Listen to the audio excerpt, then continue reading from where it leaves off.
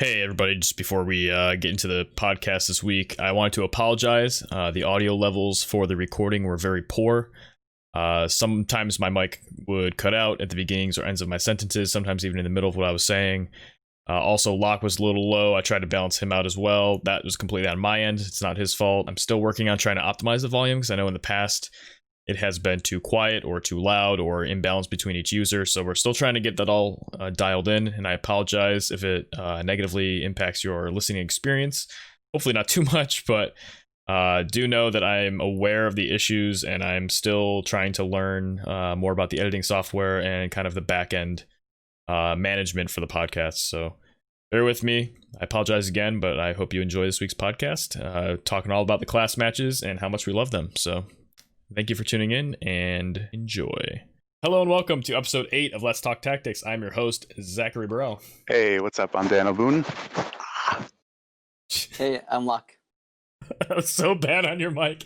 And, this week we will be talking about class matches again, part 2, except this time we've had a whole week of experience plus a day, apparently. And lots of thoughts, lots of more posts to talk about, more conversations we've had, things we're looking forward to in the future, what we want to see next time, etc. We'll also maybe talk a little bit about what's going on this week with like Tower and stuff. Just a quick glance on that. Which actually we'll start with that. So have you guys done the Tower yet? How are you feeling about it? I have not touched it. I plan on streaming it on Sunday. So I haven't even looked at it. Locke, you were mentioning it earlier. I actually did it up to level 30. I was planning to do level 30 tonight. I was able to easily auto up to level 16, I think, just using random units, like random, level 99 units. And then after that, so it was really weird. So the very first time I did Tower, I was really excited, and I actually had a lot of fun doing it because it was a bit of a challenge. But now, so since level 16, I think I did manually, I did from level 16 to level 22 or so. And then I realized that, okay, if I auto this, maybe I'll use up some skills, but I have 2 weeks. I can just easily auto this and do it 3 times over, right? I have enough units and enough skills. And so I didn't really see, okay, it might be fun to do it manually, but I'm I don't know. So I felt it was a lot less fun because I was just doing it on auto. I have strong enough units now to kind of do the whole thing on auto and just take an extra day or 2. Yeah. So, I have a thing where I don't want to do it that way. I'm I must do it on the first try, but I'll probably end up doing that as well. Yeah, at this point, the first couple, or I don't know, at least the first one, I was all about doing it as efficiently as possible. And now at this point, I'm I don't really care. There's no reward for right. for doing it like a perfectionist. So yeah, I might try to start autoing it. I've only done a few floors myself as well, Prodigy. Yeah, I'm gonna probably try to auto with an evade team, even if it's just pseudo evade, up to where Locke said you got to 15 or something. I'll see if I can get up to at least there, maybe 20. I don't know what the floors do yet. I haven't studied the little infographic that went out, but that was Diggs that made it.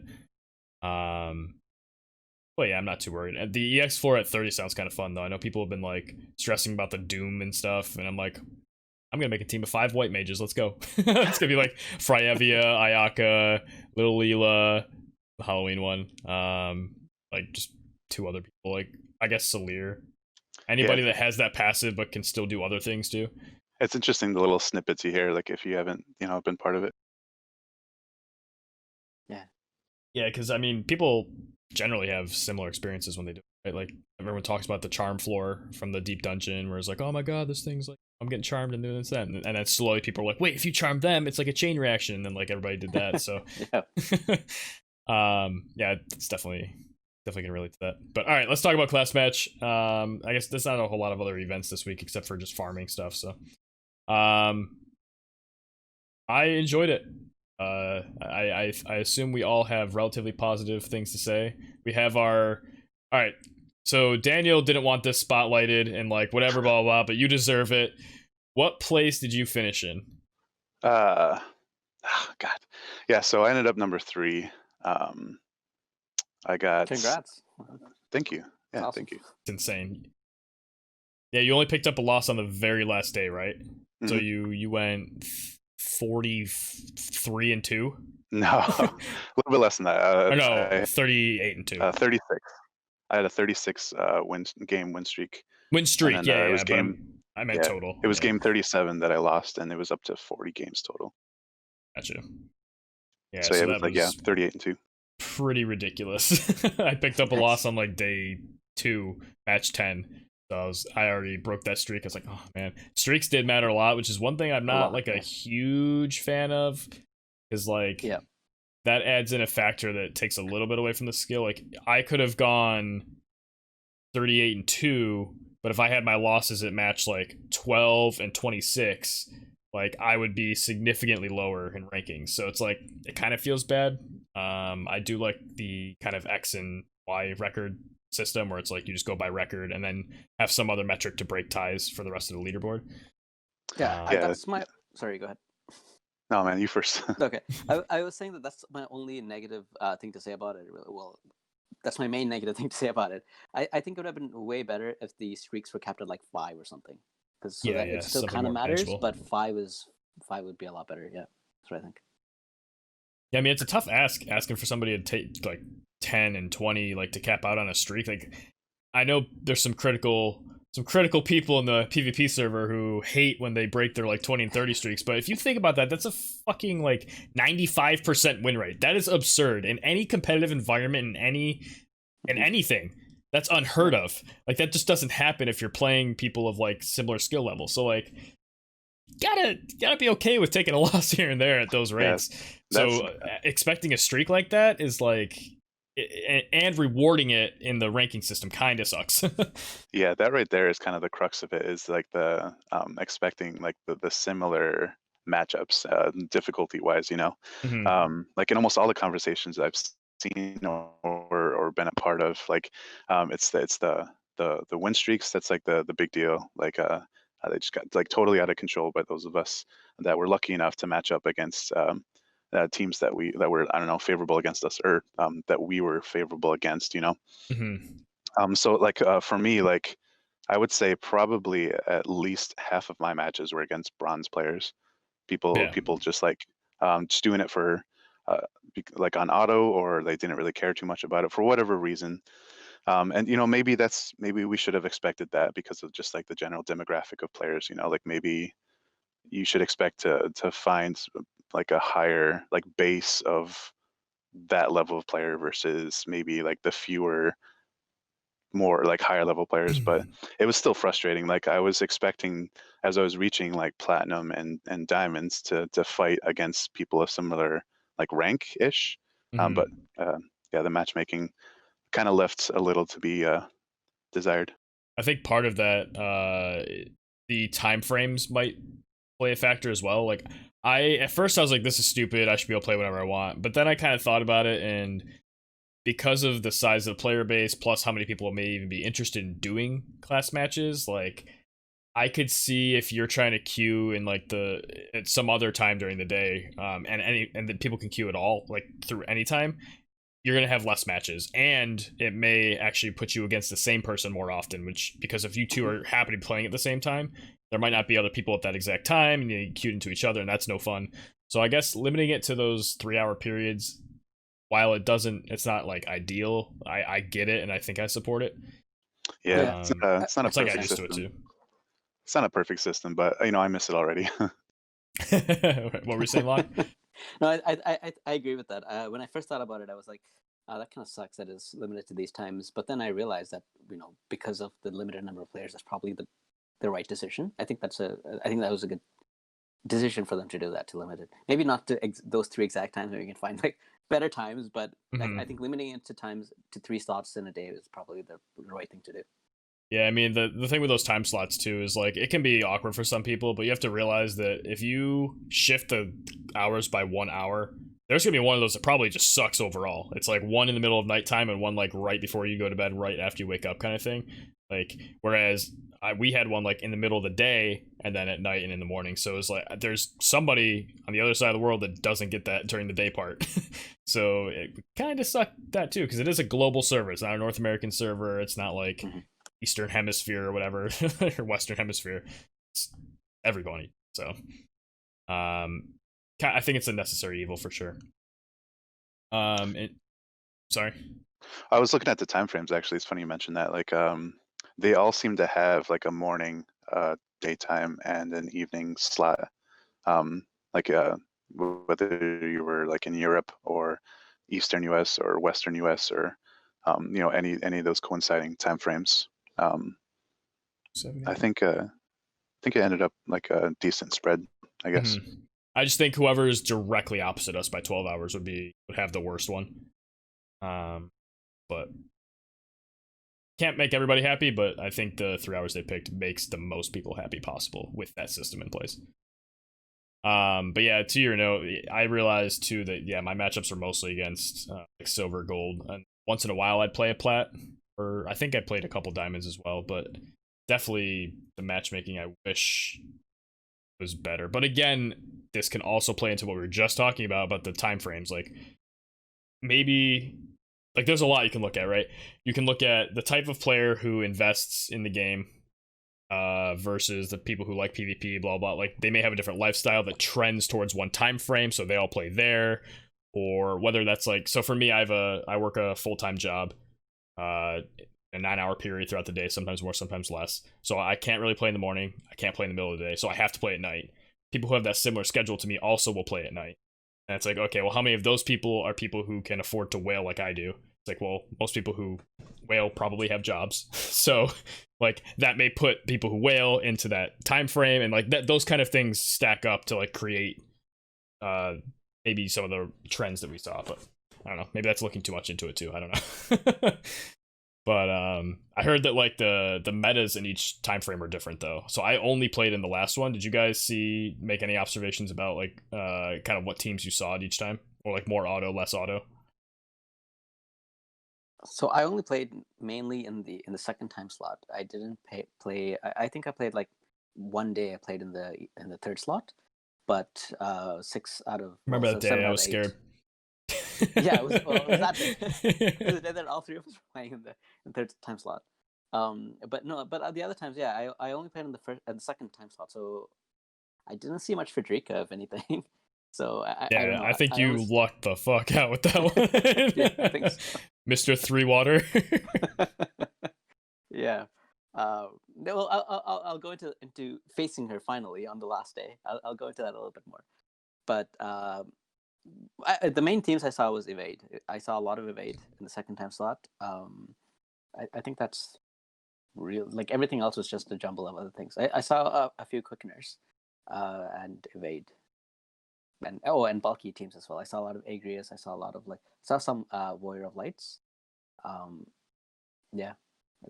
Actually lost on the last day Rain. to a Warrior of Light. It sucked. Warrior of Light, Agrius, Ayaka. I don't know how like I lost to it, but well, I do know how I lost, but like I don't know how I couldn't figure out like a way to output enough damage to. Hey, Danny, what were you about to say? Yeah, so yeah, I didn't know that. Must have missed that one. But yeah, so I'm with Locke. I mostly played in the second window, just because that was just like the schedule that like I couldn't play in the first one. It was too early for me, or I was like it was part of class time. Like the whole like evade on auto kind of started to become more popular. I think after the first couple days, it started to catch on. For Um, sure. like that was like the way to get it done like as quickly as possible, right? That was definitely to my benefit, because I would say like, remember when I said like half of the players I went up against were like in like bronze or silver maybe. Another probably half were like on auto, or like they started on auto and maybe like halfway through they were like, oh shit, I'm starting to lose. But they, it was already too late by that point, because like one of their units was dead or was about to be dead. They ran into your double holy Yeah. Bruiser team and was like, oh, whoa, this wasn't a good idea for my evade unit. Yeah. So I rarely ran into like a double gunner team, or like even like a quicken gunner team. There were a few like Frederica teams, or like Frederica Lucia. There was like one like Frederica like Miranda team, but I don't remember any of them having bells. And so like when I'm used to competing at that level where like Frederica with bells is kind of like what I expect to face, it was definitely like it was like I was already ready to counter that strategy. Um, And I don't know, I'm just kind of like vaguely disappointed that like I didn't face like more than like maybe a few people at like platinum. Like I didn't face any diamond players. And that's, I don't know, it's just, I feel like there's something wrong with that, you know? Yeah, I feel like I had a like weird experience compared to what I hear everybody else talk about. Like some people are saying, "Oh, all I faced was gunners in this," and I'm sure some of that's like hyperbole, just exaggerating. But like I faced everything. Like there was no, if I had to like categorize this too, it's like, yeah, I saw evade maybe a higher percent than anything else, and then like Final Fantasy Tactics medleys, where it's just like some combination of Sid, Delita, and Agrius, I like the two of medley. those, and then a third unit, whether it was a Quicken unit or it was a third Tactics unit, Warrior of Light, something, right? So a lot of limited teams, we'll say that. No Fravia though. Sad about that, but I forget on this map. And then yeah, Gunners, a mix here and there. I think I more often just saw teams with like Ayaka, Frederica, and then just like another unit like Sid or Agrius or something. It wasn't like a specific double gunner comp. It just had Frederica in there. Kind of glad. I don't want to deal with Quicken Barrage too much. The one time I did have to do it, I won because I just made Frederica use all of her AP. Like I drained her AP, Yeah, I drained Lucia's AP. Grace, Rain, and Killfay were just like heal, heal, heal, heal, Yep, heal, shield, heal, heal, shield, heal, heal. that's And pretty much what you got to do, man. and as soon as Spread the out. AP was out, I was like, get in there, jamming thrusters, trying to get him. Miranda walked too close and she died. So yeah, yeah. I mean, evade definitely was, I was okay with it. I agree that it was definitely the auto. Oh, I guess one thought I was gonna have. I think the morning period had, I heard people say, was a lot of evade and a lot of auto. Probably those people who just like wake up and like their morning, there's like play my match while I'm brushing my teeth or eating my breakfast or something, and like the people who don't want to actually play during the day and are getting ready for work. I can imagine that being why that time period in particular had so much of that. But what I was gonna say is charm was not quite the issue that either some people were making it out to be, and or an issue even when it did happen. Again, I toggle my abilities. Can debate that all day, but the one time I did get quick and charmed, it was, you know, I hit my Killfay. I actually precasted a fire because I knew the guy was going to do it. Fire hit Killfay, and then I took a turn with Killfay. It was great. But yeah, I think outside of like a Victora LB, I never really had to deal with charm too much. Did you guys see much charm at all, like Ziza, Quicken, that kind of thing? I saw one. Any Zazans? No Zazans. So one Caesar. Well, she was my first loss. Caesar, Venera, and I don't remember. Oh, and Ramza. But it wasn't. I actually never got charmed in that match. Mhm. So I forgot to turn on my abilities that match, and I didn't want to get charmed. So I tried to go for her as soon as I could, and basically what happened was there was actually I missed on a 91% chance to hit Ramza, and then he came around and killed my Glaciella, and that was like my main DPS of the whole of my team, right? So and your only unit that can hit a Venera or a Ziza or any of those evasion units. Exactly, yeah. So she was able to kill Caesar, and Venera was the one that was left over, and had my Miranda and Elvira, and they couldn't do anything. I think at one point they had like a 50% chance or something to one shot Venera, and she missed. So nothing you can do about it. But oh well. Ping. Nope. All right. Gotta love those coin flips. Yeah. Definitely. I was actually surprised by Grace's damage because my Grace didn't have Plat Rod. I only have one Plat Rod, so Killfay had that when I was playing that team. Daniel's team actually, and she just had like a Sage's staff that just had a bunch of magic on it, and she was still hitting like 4, almost 5k on the like Zizas and Veneras of the. Kind of nutty. I was very surprised. A little bit to say about that. People always like, I don't know, not always, but like I think they inevitably like try to compare like Grace to Ayaka. Like, you know, the top 2 healers or whatever, at least until arithmeticians. But I think they tend to underestimate the the innate elemental advantage of Grace being a light unit versus like the dark units. That's like 25% more damage. So I think like I'm not surprised to see, like I had like kind of similar numbers, especially when you have the opportunity to use like magic attack cards, you know, like Chuso Right. and Yeah, I had Trousseau on for sure. By the way, you just missed the best opportunity in the world to say you underestimate my power with the hood on. No, I'm still waiting for the I find your lack of faith disturbing. I mean, that's how I felt about a guy who had a 30 Faith Sid. I don't think he had bells, but still 30 Faith Sid, like a 50 Faith somebody else with his Ayaka. I'm like, you're not really planning to use her very much, are you? I'm like, I guess like people just throw together what they have. I get it, but still, you hate to see it because like the heals are so low. Bad. Find your lack of faith disturbing. So Locke, I think earlier you were talking about the last days that you saw Fred, so talk about kind of how you dealt with that, because you used the water team the whole time, right?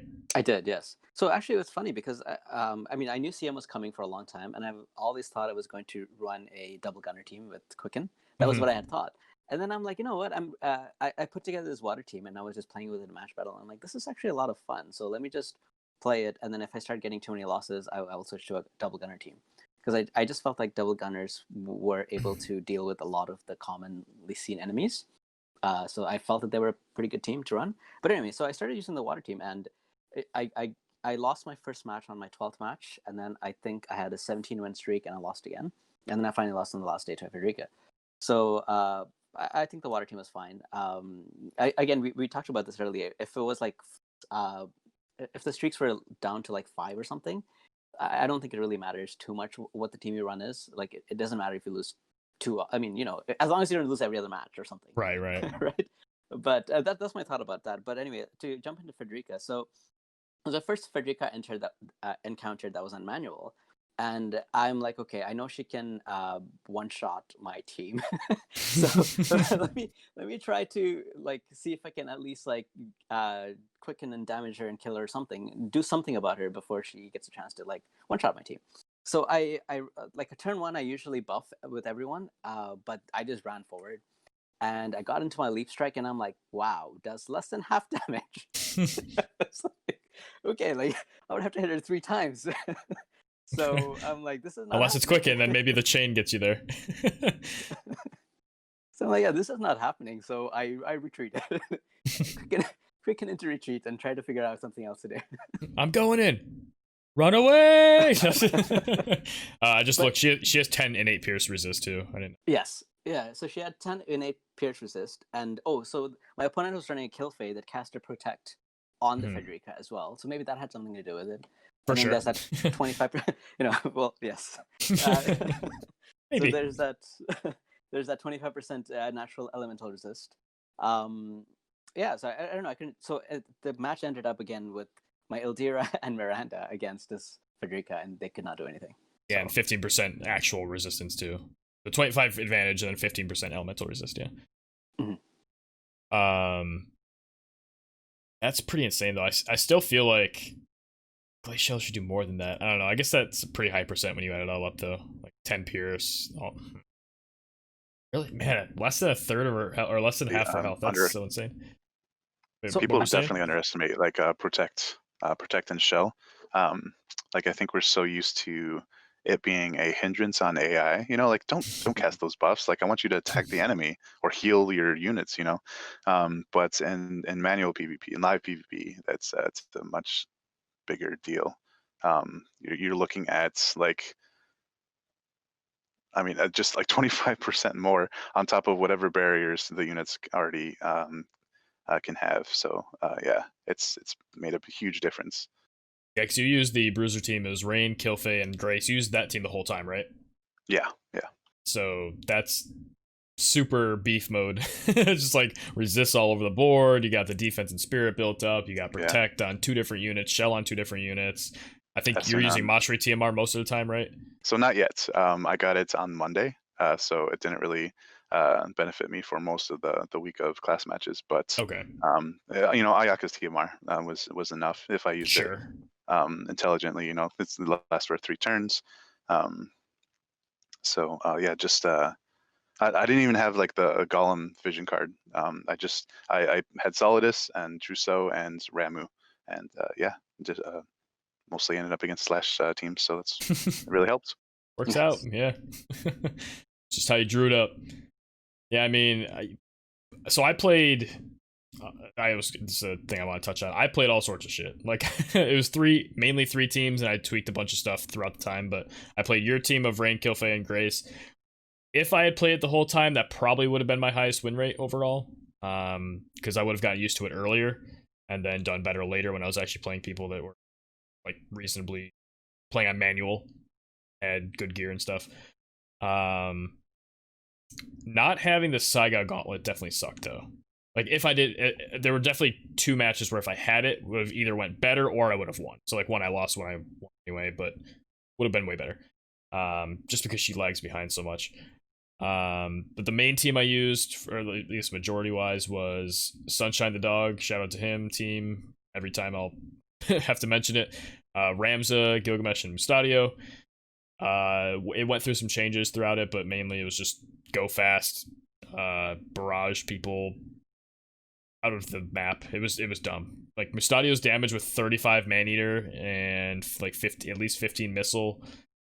Or it was really dumb. He went first almost every game too. Very fast MR unit, insane for his cost. And then Ramza to bomb people if dark and or evasive or weak to magic kind of thing. Because sometimes Mustadio couldn't touch, like tanks couldn't touch him. So like those were the teams I struggled with a lot. Which is actually why I tried to stop using the team because I just couldn't beat bulky Bruiser comps because they would just eat the damage. Ramza blows his load in one turn and then is useless for a couple turns unless he's chanting. And then Mustadio Mustadio, yeah, hits like paper. I got a couple lucky petrifies. That was sweet. Nice. And definitely, I think I hit 2 petrifies in the first 2 days. It was dumb. I saved a clip of one of them. Yeah, one of them won the match. I was like, and I actually called it. I was like, petrify? And it You're hit. like, I was like, oh my god. Well, if you think about it, I think you have the same chance of petrifying someone has of reflexing you, right? It's actually higher to petrify, yeah. Really? Well, no, I 15%? think It's 19%. Oh, 19%, okay. On a lot of Yeah. units, yeah. it's really weird. Like I don't know if I trust the like I feel like it's like a base 15% because like I don't know. It seems Did like you it see happens more than that. Like Did you like see what I if you put in the raise chat? what's up? Did you see what I put in the chat in the PvP server? I must have missed it. But like I Alright, feel so like Braver Faith like affects it like up so to it does. 29% or something. Only bravery affects it, and it multiplies by 97. So it's actually 14.55% and rounds down to 14%. So think about that every time you get reflexed. Wow. It does not go up. Like, there's other things that, like bells, adds up your bravery or your faith like twice or whatever to like get the chance, then multiply whatever. That's why I have to have 50 to get 100% chance. But reflex just checks the 97. So it's not even the full 15. What weird. Like it's not like a plus 100%? No.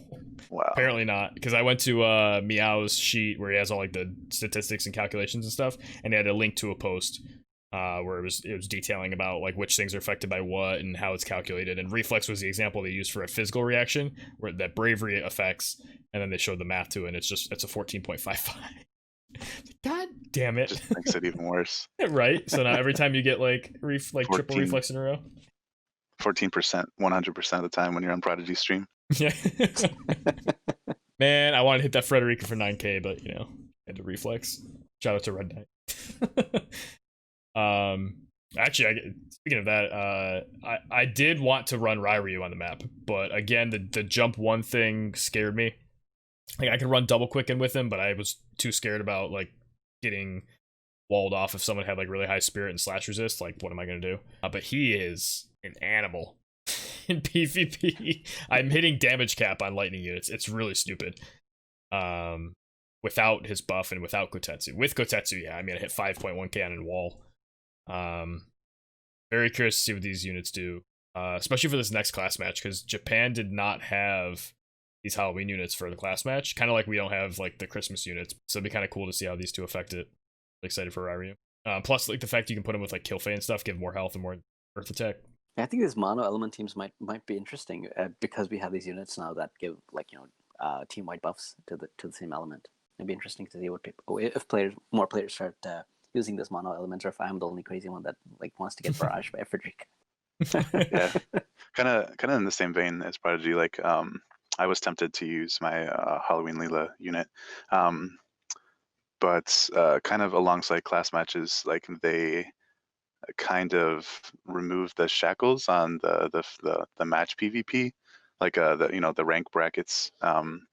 Are apparently no longer a thing. We don't really know the specifics yet. Still looking for those. But I've been doing so much. I've been having so much fun, like being able to find matches regularly again, testing so many things the way that I would have expected to be able to do for months. Mhm.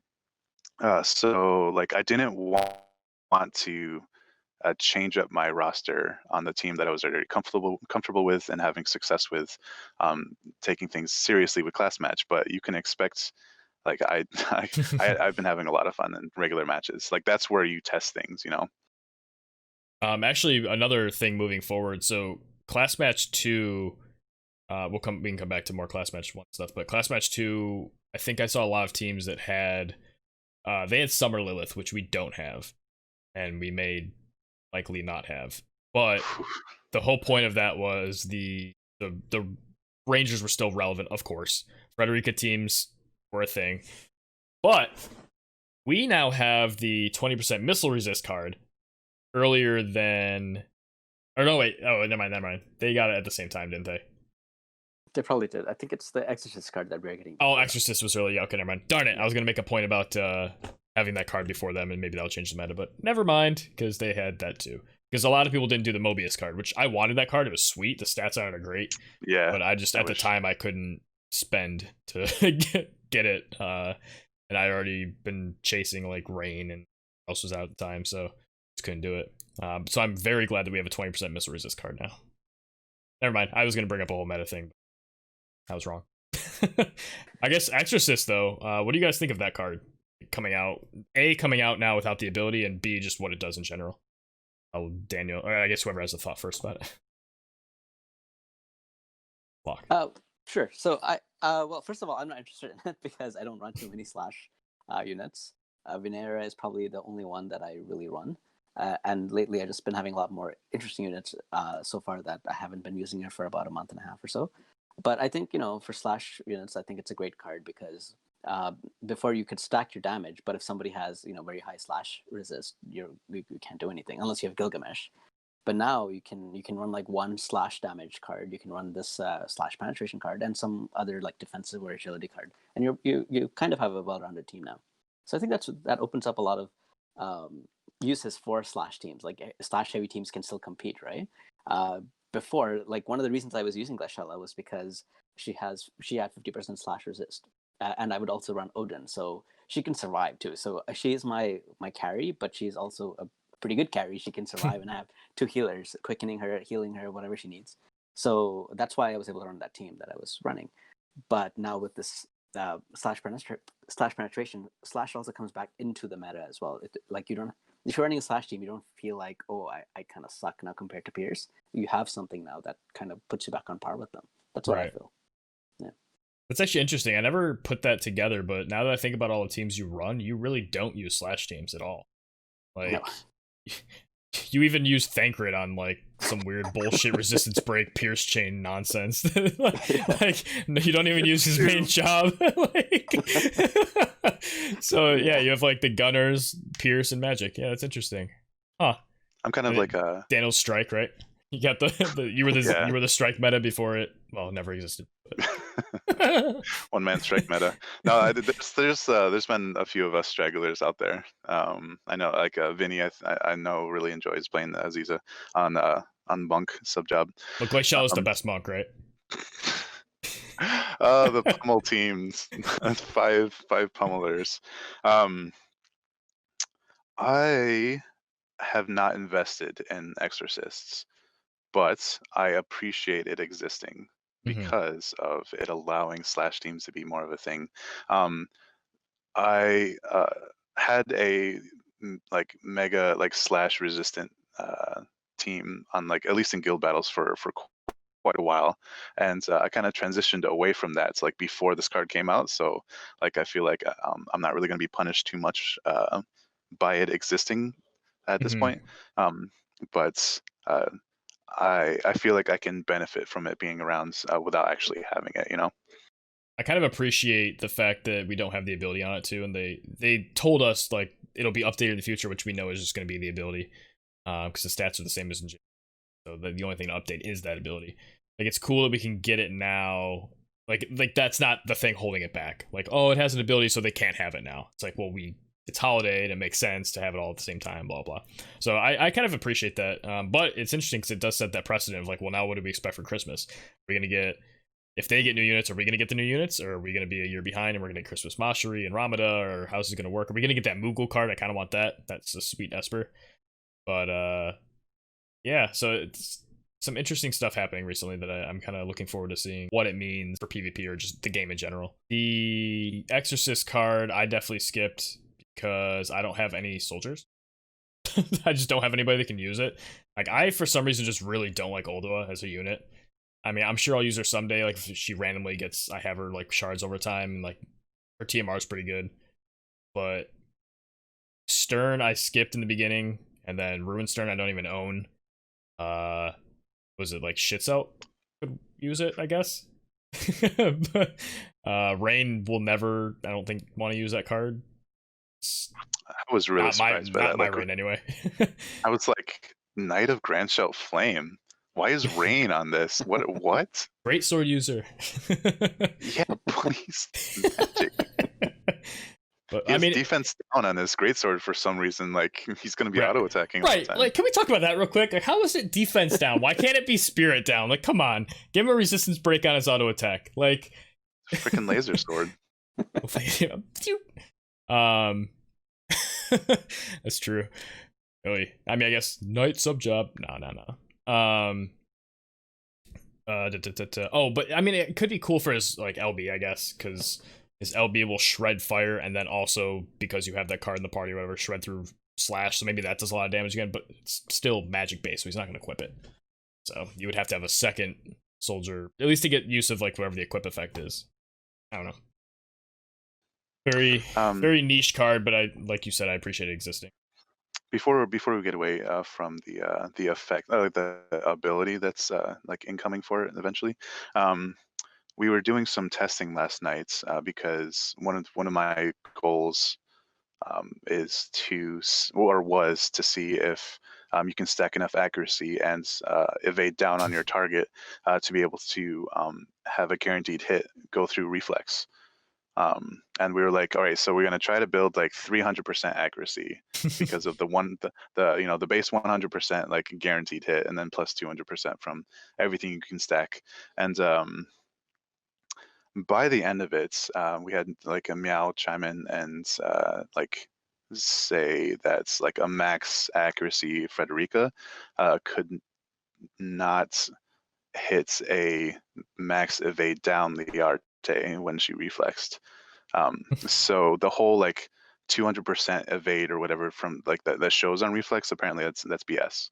Like it's literally a, like it doesn't matter how much accuracy you can stack, like it's gonna dodge it. So I don't really like that. Like if it says like a threshold to reach and you can get it, you should be able to go through it, but apparently you can't. So that's one of the reasons why I was looking forward to the ability on this card, because of the evade down of like minus like 30 or 40 for 3 turns.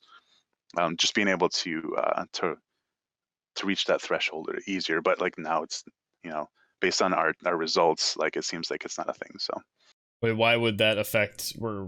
I guess where's the evade coming to? So you're talking the about, evade like, down accuracy versus. So like if you get an evade down like debuff on your target, it's basically like adding accuracy to your attacks. You're reducing their evade is the same as increasing your accuracy, right, in a way. So that's what the ability does, if I'm not mistaken. Yeah. Oh, I guess my question was, why would the thresholds matter for the effectiveness of the card? Because if in a real like situation, you're not going to hit those thresholds. But... yeah. So I mean, like, I was looking forward to it so that like I could further test this this Oh, theory, got you, like got you, got like can you. you get past reflex? But if we Gotcha. can't, it's kind of lame. Yeah, the abilities. Oh man, I can't wait for vision card abilities. And actually, I found out too this week, just for people who don't know, apparently the abilities are scaled off the level of the vision card. So if you max your vision card, like level 99, you have your ability maxed. There's no like weird vision card pots or whatever. It's completely based on the vision card level. Well, ain't that something? Yeah. So there's no like saving up whatever like LB pots that are going to go towards vision cards or something or any additional consumable.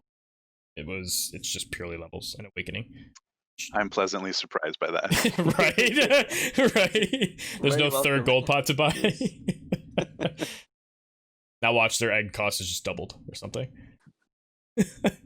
Egg and gill doubled. Got a headache from rolling my eyes so hard. You know, the one vision card that I'm really looking forward to get is that Black Helena card, because that's a one very sweet ability and that great ability. effect, and the card artwork just looks great too. I want What was it? Sakura. I want Sakura for that dispel. That's just me though. Her weapon's broken. Like I want that weapon for Solir. Solir getting more holy damage and more just all around damage. No, the Black Rose Helena card though. Yeah, that ability, I love displacement. Like that's just the thing I enjoy in games. Like I go out of my way to style on people with like burst slash off Grace, like knock them into an AoE or something. Like it's such an interesting interaction to me. Like transposition fascinates me. Which actually, reminder, we should talk about that in a minute. But the fact that it like black holes everybody in is so sick, and I'm curious to see what AoE stuff or like follow-ups people. Like now I'm just imagining like my quicken support or whatever goes black hole everybody in, and then Ryu just comes up and just like one shots everybody because they're in range now and they're no longer spaced. I can't wait for the toolbox of things you can add to already existing characters from the vision card abilities. But that's going way off topic now. Back to class match and transposition.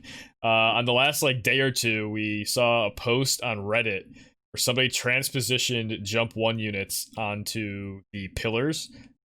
So there's the really tall pillars in the middle that have the like 2 height box going, like connecting them. But on the outside, there's like these just random 2 height steps that you can't get onto unless you have a like a ethereal manipulation and poison mist, like you can teleport over, I think, or jump 2. So what you do is you go up with like a Katone or a floating Gilgamesh or something, or auto floating Gilgamesh, and you transpose your opponent, and then you just leave them. They can't do anything about it. It was so dumb. On the last day, I did it to 3 people. 2 of them are wins. 1, I probably lost a match because I got 2 tunnel vision on doing it. I was trying to style on him and it wasn't good. That was the Wall, Agris, and Ayaka team I lost to. Because turns out Agris doesn't give a fuck. She's just gonna hollow bolt from the top of that on the ground, which I didn't know had a height of 2. I knew she could taunting blade, but I didn't know she could hollow bolt from up there. So that was because I knew she couldn't stop. But It's important to consider like abilities like that. Like Ruin Stearns, for instance, like his Hazard Breaker, you know, that huge AoE. He can't cast that onto the ground when he's up there, but he can cast it up there onto the pillar from the ground because of the difference in the range and the height. So yeah, it's a weird dynamic and really fun if you can pull it off. Yeah, like aiming, I really like AoEs that have a range height of 1 and an effect height of at least 1. Because then you can go down 2 if they're staying next to like a step or something and you're up, you can aim at that step and it hits everybody in the bottom, which is really cool. That's a tech that I've definitely used with Plume before, and now Ryu is super relevant with that. When I was using him on the map in just like regular match battles, I would be able to quicken him across, and if they were next to the step, I'd slap the step and they'd die. I think Plume was like the first like the trends, like the skill that set that Thunder Gods or Sword Play or whatever, I think was the other big one that came next. But yeah. I remember like the first month or the second month just like being like, okay, so if I put this Plume on this middle step, it's gonna hit everybody. Just like, yeah. And luckily the auto aim thing usually is like, hey, this is how you can hit 3 people. We suggest you click this. Unless you're Gilgamesh, then he's like, I suggest I hit myself too. But fair enough if everyone else dies, right? And then Locke, you had an interesting interaction happen that you started off as a little bit of a witch hunt, but turned into just a weird bug. So tell us about that. Yeah, it was really weird. So it was actually the Federico match that I played the last day of class Okay. match, and so he had a kill fade that he cast his protect on the Federico, and I can see the the kill fade kind of casting on the right corner, and so it was my turn. I moved down with Miranda, and then his kill fade all of a sudden was on the left corner and on standing on a 2 height box, and I'm like, what the heck? So like, where did she come from? And I'm like, so first of all, I'm like, okay, maybe it's a visual glitch for some reason, and Killface is actually where she's supposed to be. So, but I wasn't sure, right? So I just kept playing, imagining Killface was in both locations. That's fucking frightening. Schrodinger's kill fade. Oh man, if I could, all right, continue. Sorry. And then yeah, so I kept playing, and then I wanted to see what Killface was going to do. So on his turn, Killface cast his +1 move, +1 jump skill, because otherwise you can't get down from that block, right? It's a 2 height box. So, and then it just came down. So it was actually... And these were the corners, right? It wasn't like the one I was just talking about with transposition. No, it was like in the like weird corner of the map where you can't even walk. Exactly. It's in the very, very... just want to clarify that. Most cornermost spot. And there's this weird box there that I never paid attention to because I never looked there before, right? So, actually, I can just I can link the video in the description of this cast post. Yeah, sure. Yeah, so I have I cut down everything out into just her turns to see, okay, this is what she did on all 3 turns. First turn she appeared there for some reason. Second turn she cast her +1 move, +1 jump, and then third turn she moved out from that box. It was really weird. So I'm like, okay, maybe is this a bug? It's definitely at least a bug, if not an exploit, right? Yeah. So I'm like, it could be an exploit maybe, because from there my Glaciala cannot hit her because she's on a 2-move block. Sorry, a 2-height block where Leap Strike won't reach, and she has the ability to come down because she can get up to jump 2.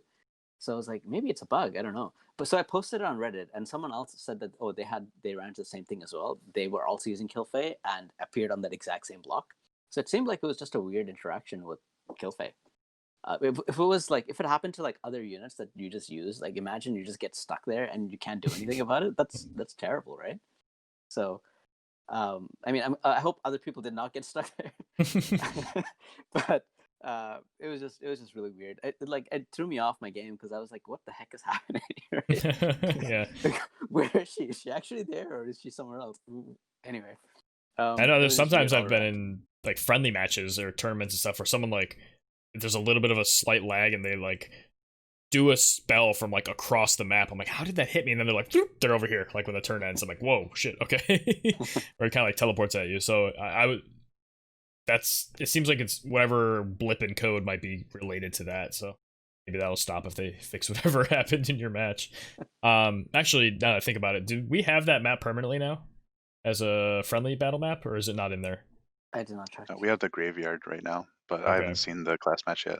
Which, by the way, I'm tilted that we get some like simplified, watered down graveyard map and not the guild battle map. That guild battle map is so sick, but we don't get it. Like, so dumb. Huge. It's huge, so but like the elevations are awesome. I love that. That like after we played the tournament on I always talk about it on that island map or the hill thing. Like I've become like really appreciative of varying heights because it adds so much strategic depth. I think at the same time, like real quick, like I feel like anything that we love like that, most people are going to be like, I hate that. Yeah, right? I think so. I can't hit you with the crush armor. It's like, should have brought jamming thrust. The thing that should be range 5. Sorry. I have to slide it in every time now. It's just my meme. But sliding the jamming thrust, huh? No, I was I was saying slide in the range 5 spell versus blade movement. Oh yeah. But no, so actually something you just said, having 2 kill phase like in 2 different places, like that's kind of terrifying. Here's a fun thought I was having. What do you think the most frightening or like most effective team would be if you could play 3 copies of the same unit? So so yeah, it'd be like you could do 3 Killface, 3 Gilgamesh, 3 whatever you think would be powerful. 3 Ildira, just walk across the map, increasing the CT constantly. Well, actually might be the real answer. I actually decided to use Glaciala was for a hyper carry was because she's just so good at like, besides Frederica, which is just her counter, she can take on many other teams. Like she has Monk and Pierce type, which is what I used. So there are a lot of units that are weakness to either one of those, right? And on top of that, she has a guaranteed hit. She has 150% attack up. She has defense piercing. So there's a lot of units that she can just attack and kill. So that's why I decided to use her as a carry like that. So if I could use 3 of one unit, that's probably the one I would choose, just because I'm like, there's so many things I can handle with 3 of her.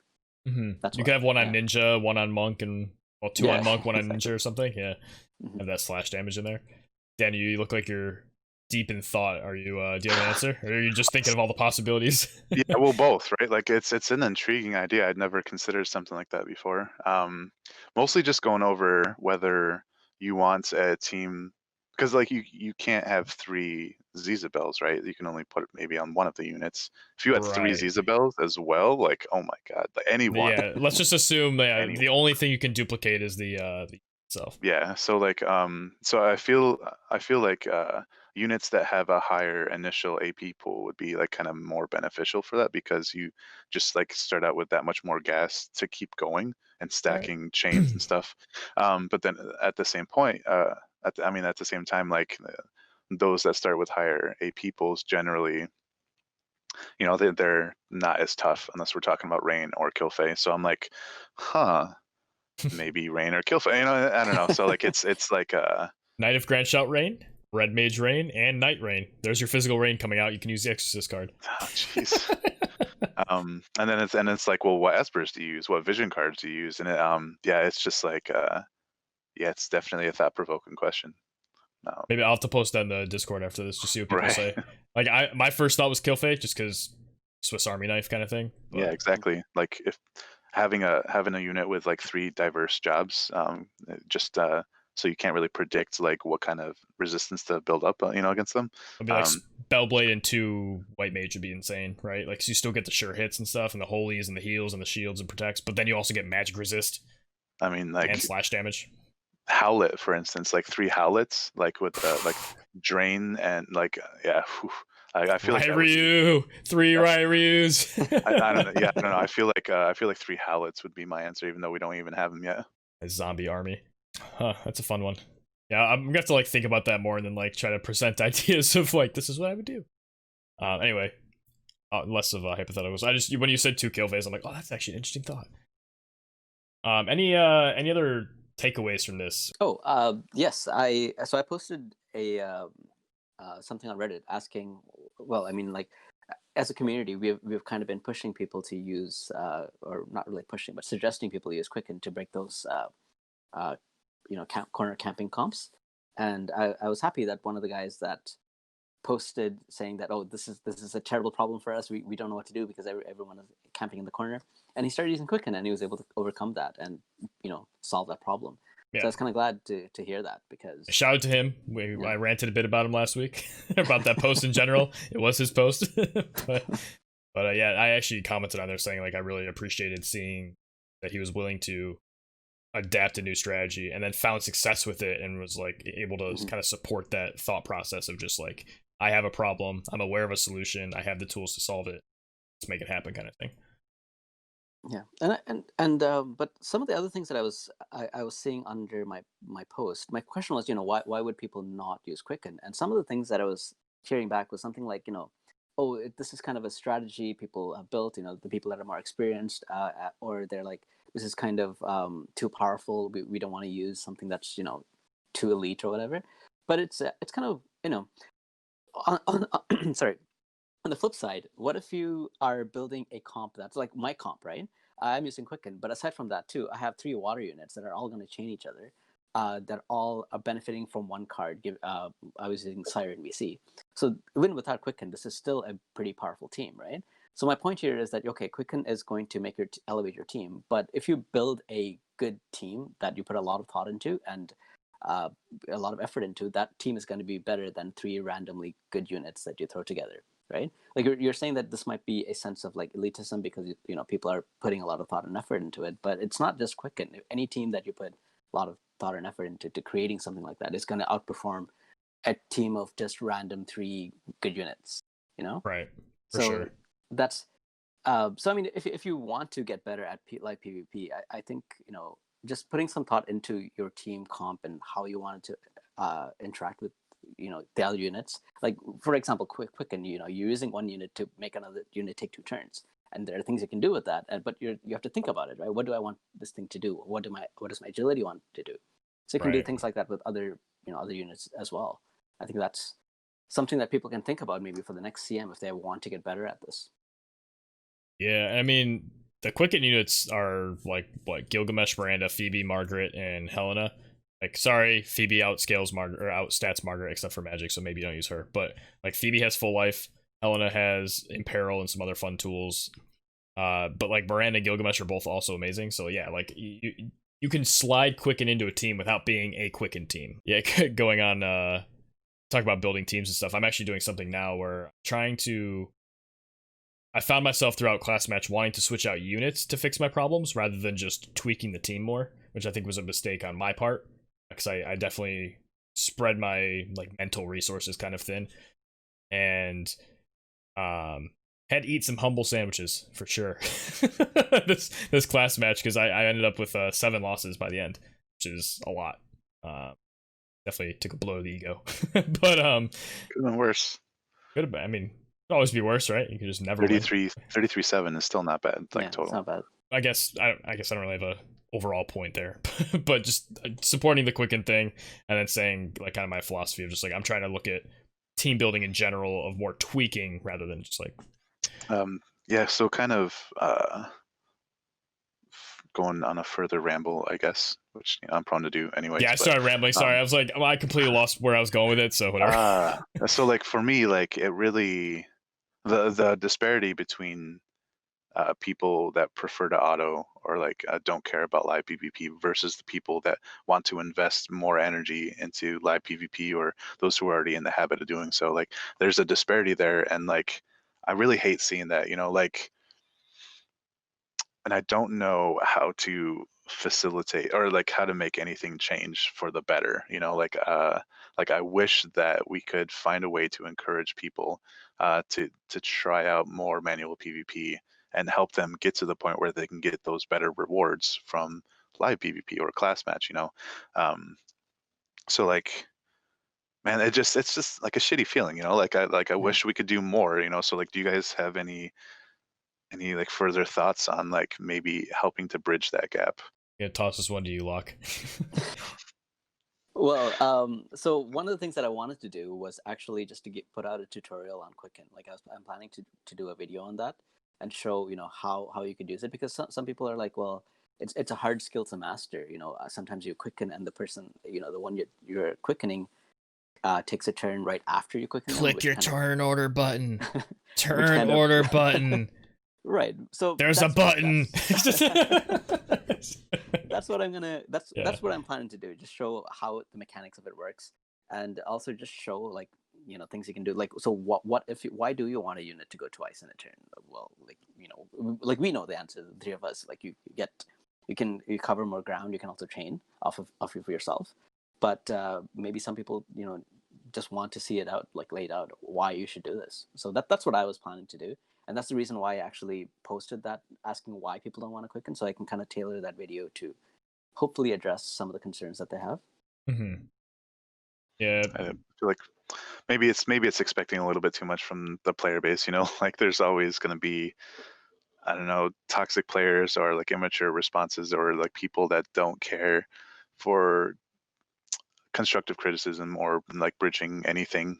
Or too set in their ways, or like whatever demographic that's not going to be helpful for or conducive to like bridging that gap that I was mentioning. But that's why I pass over to Locke, because my response is just like, some people just don't have a competitive drive. Like that's okay, but like don't shit on it because you're bad at it. Like some people just want to watch the world burn. Like the main thing is the expectation to be good at something without putting any effort into it. Like stop. Don't, especially when it's against a player. Like it's one thing to be like, if you go into like a tower and you have powerful units and you just expect to do well, sure, makes sense. But when you add like you're playing against another person who's playing their units manually, you just can't expect. We talked about this last cast, so I don't want to get like too deep into it again, but I think that's my answer to what you were saying is like, I think people who want to bridge the gap will look for ways to do it. And I think we post often enough on Reddit, and I think like the podcast now and stuff, like people will see that a Discord exists. Like there are resources out there. I know Red Knight makes posts all the time. Locke makes posts all the time. We have the podcast. Like there's multiple things per week on there about PvP. So like if people want to, they will, and you just can't make them want to. As frustrating as it is, I think one of the worst. The frustrating part for me is just then the people who don't want to then expect to have the same things that people do. It's like, I think one of the worst things that I saw was somebody calling out people that switched from auto to manual like halfway through or whatever, and like they were like, "You fucking cowards, yellow belly bastards! Like I'll bite your legs off." And it wasn't ironic either. Like he wasn't even joking. It was like serious, and I was like, "Dude, like in the name of honor, you're gonna call these people like cowards?" And I'm like, what do you know about good sportsmanship and honor if you're gonna say that? Like, that's not dishonorable. I mean, so it just totally off base. Yeah, like, I don't know. This mode was intended to be played on manual. Like auto is just like something they added to try to get more people to participate, in my opinion. So, and why would you not want your team to win? Like if you see your team is losing, and goes back to it doesn't make sense. Managing expectations, I guess. I hate that to be my calling card. Like, manage your expectations about this game. Call me. That's honestly advice a very large percentage of the world needs, though, right? Like, it's not a perspective that people have, which is a problem because the people don't have that perspective, so they're unlikely to get the perspective you're telling them to get because they're not changed. So it's kind of a circular thing. And I think I said this last time also, but there's other content in the game that can't be done, at least efficiently, without manualing. Raids, for example. People shit on raids for just the way the system works and the reward system, but they don't necessarily shit on the fact it exists as manual content that's difficult. Like, it's PvE difficult content. People seem to generally accept that it's difficult because it levels up and that's the expectation. But for some reason, PvP gets this bad rap. Like, it's not allowed to have this, like, high whatever skill-based manual content in the game. It's just there's this weird blind spot PvP versus PvE that's really frustrating. Like I do not see the same thing for raid. Like yeah, okay, the Eldira one you could auto and one orbit, but like the chocolate flan, no chance. The white flan, no way you auto that either. The behemoth one, I think some people might have been, but overall you can't expect to efficiently clear content and be successful in that content without playing on manual. And everyone's like, oh yeah, I guess I'm just gonna manual my raids. But God forbid you manual your fucking PvP. Like, come on. Like, it's ridiculous. Alright, sorry, rant over. Imagine the skills that you just never use if you're always on auto, right? Right. You're always using auto on every. There's so many things you can do. Yeah. So, yeah, any other thoughts, guys, before we wrap up here? I guess I kind of going one step further than like from our last episode. Like anybody tuning in, like I hope you hope you had success in your class match. Hope you learned stuff. Like good luck next time. I hope you're looking forward to it. I know like we are looking forward to it. And yeah, hopefully we see it soon. If you want to practice 500 cost matches, because that's what we're expecting it to be, come join the PvP server. There are plenty of us testing out 500 cost teams right now. Granted, it's not the right map. We don't have the AP crystals, but it's still worth it to at least get the general flow of your team down. It goes back to what we were just saying about like practicing and reps and like doing well because you know your team and know your stuff. Playing a team a couple times really goes far. So join the Discord. Come and get it. Yeah, like I was just having a conversation earlier today about how like you don't really start to get an intuitive feeling for your team until you've used it maybe a dozen times, or maybe that's just me. But like yeah, you gotta give yourself the chance to get familiar with the team before you go into that like high pressure environments, if it's high pressure, Right. Of like getting those rewards. All right, I think that wraps us up for this week. Thank you, everybody, for tuning in. I hope you enjoyed your class matches and are looking forward to the next one. One last time, come join the PvP Discord, linked down below in the description if you'd like to get practice in or even just talk about PvP. We're way more active in there than we should be during the workday, so come and chat, come build some teams and talk about class match. But until next time, we were Let's Talk Tactics. I was Zach Burrell. I've been Danylboone. I'm Locke. Oh, and real quick before we go, Locke, what kind of beer is your hat? Well, Heineken is my favorite, but this is probably Canadian. Okay. All right. And we'll see you next time. Happy Halloween.